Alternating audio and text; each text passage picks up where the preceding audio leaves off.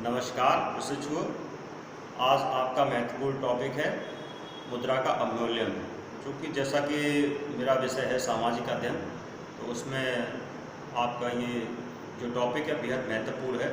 आज जैसा कि आप सभी लोग जानते हैं कि आज का दौर औद्योगिक दौर है।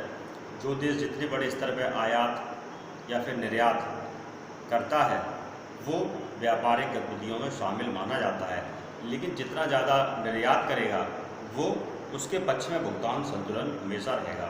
जैसा कि हम लोग अक्सर कर देखते हैं कि भारत और चाइना के मध्य में जो व्यापार चलता है वो सामान्यतः चीन के पक्ष में रहता है। अर्थात भारत 15-20 अरब डॉलर का अगर निर्यात करता है तो भारत को 80 अरब डॉलर का निर्यात कर देता है। तो इसका सीधी सी बात है कि भारत को इस समय बहुत बड़े स्तर पे नुकसान हो रहा है। तो कभी कभी व्यापारिक गतिविधियों को जोर देने के लिए या गति देने के लिए या फिर कह सकते हैं उनको बहुत तेज़ी से चलाने के लिए कभी कभी मुद्रा का अवमूल्यन करना पड़ता है। तो मुद्रा का अवमूल्यन मतलब अपनी मुद्रा का मूल्य जानबूझकर अन्य मुद्राओं की तुलना में कम करना ही मुद्रा का अवमूल्यन कहा जाता है। उसको मैं विस्तार से आपको बताऊंगा मैं। तो जब कोई देश अपनी मुद्रा का मूल्य विदेशी मुद्राओं के रूप में जानबूझकर कम कर देता है तो मूल्य घटाने की इस क्रिया को अवमूल्यन कहा जाता है। और अवमूल्यन के कुछ उद्देश्य होते हैं, लेकिन कुछ इसमें परिभाषाओं के बारे में चर्चा कर लेते हैं, जिसमें एक विद्वान है पॉल एजिंग, जिनके अनुसार अवमूल्यन से अभिप्राय चलन की अधिकृत क्षमताओं में कमी से होता है। और एक अन्य विद्वान है प्रोफेसर ईविट के अनुसार जब किन्हीं कारणों से दूसरे देश की मुद्रा की तुलना में एक देश की मुद्रा की विनिमय दर घटाकर उसके विनिमय मूल्य को सस्ता कर दिया जाता है तो इस प्रक्रिया को अवमूल्यन कहा जाता है। तो इसके मूल उद्देश्य क्या होते हैं? सामान्यतः निर्यातों को प्रोत्साहित करने एवं आयातों को अतोत्साहित करने के लिए अवमूल्यन का सहारा लिया जाता है, परंतु व्यवहार में अवमूल्यन के अन्य उद्देश्य भी हो सकते हैं, जैसे नंबर 1 स्वदेशी उद्योगों को संरक्षण देना, नंबर 2 अपने देश की मुद्रा का बाह्य मूल्य से अथवा अपर्याप्त कारणों से अधिक हो जाने की दशा में आयात बढ़ते हैं तथा निर्यात कम हो जाते हैं, अतः इस त्रुटि को दूर करने के लिए अवमूल्यन किया जा सकता है।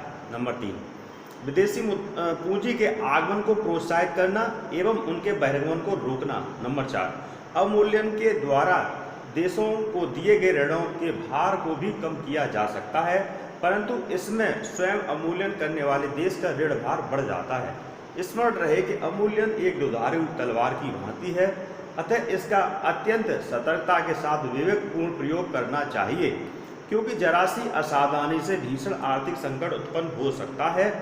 इसी कारण से डॉक्टर BKRV राव ने अवमूल्यन की तुलना एक विषयुक्त औषधि से की है, जिसका अविवेकपूर्ण प्रयोग अत्यंत हानि पहुंचा सकता है।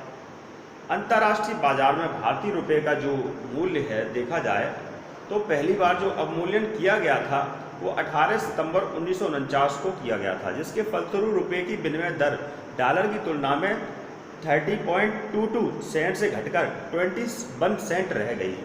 यह अवमूल्यन ब्रिटेन के साथ व्यापार में वृद्धि बनाए रखने तथा रुपये का स्टर्लिंग पाउंड से संबंध बनाए रखने के उद्देश्य से किया गया था।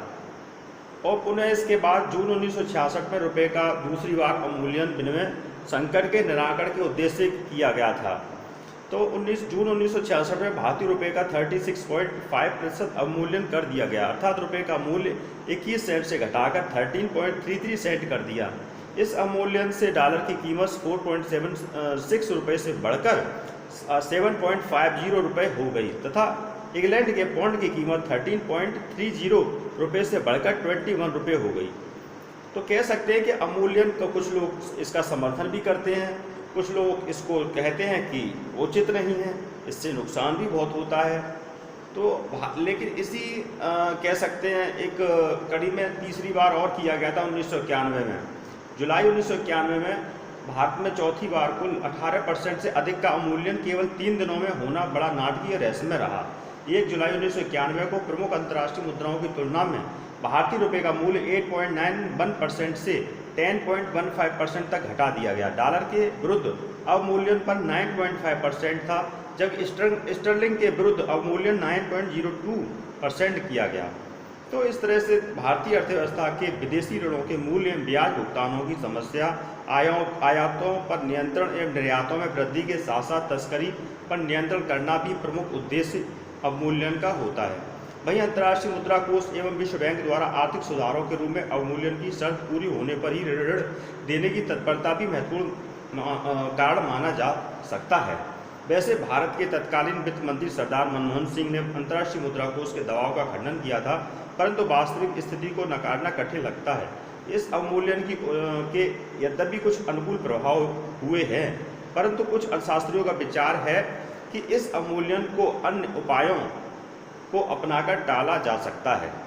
तो इस तरह देखा जाए कि दोनों में कुछ मूल्य जो अंतर भी होता है, मुद्रा अवमूल्यन एवं मुद्रा मूल्य ह्रास जो होता है उसमें कुछ अंतर भी होता है, जिसे हम दो बिंदुओं से समझ सकते हैं।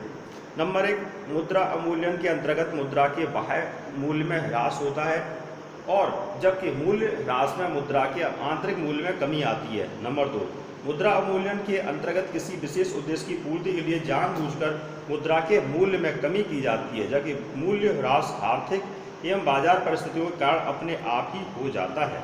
इस तरीके से कभी कभी ऐसी सिचुएशन आती है जिसकी वजह से जो है मुद्रा का अवमूल्यन करना होता है, लेकिन सामान्यतः मुद्रा का जो अवमूल्यन किया जाता है वो सामान्यतः बहुत अधिक लाभकारी नहीं होता। ये चीज़ देखने में आती है तो जिस तरीके से इस समय दुनिया में बहुत बड़े स्तर पर जो औद्योगिकरण का जो दौर चल रहा है, जिसमें अमेरिका, चाइना इतनी तेज़ी से उन्होंने जो है इस क्षेत्र में प्रगति करी है, और मैन्युफैक्चरिंग क्षेत्र के मामले में चाइना ने बहुत तेज़ी से जो विकास किया है, इन सब की वजह से इनके देशों की मुद्राएं भी मजबूत स्थिति में, और इसके साथ देखा जाए भारत की मुद्रा भी वर्तमान में अच्छी स्थिति में है।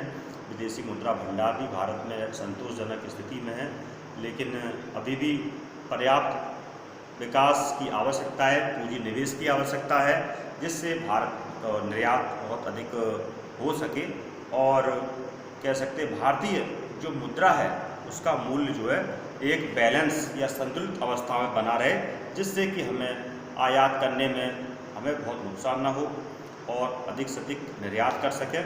इसी के साथ आपका ये आज का महत्वपूर्ण टॉपिक समाप्त होता है। धन्यवाद।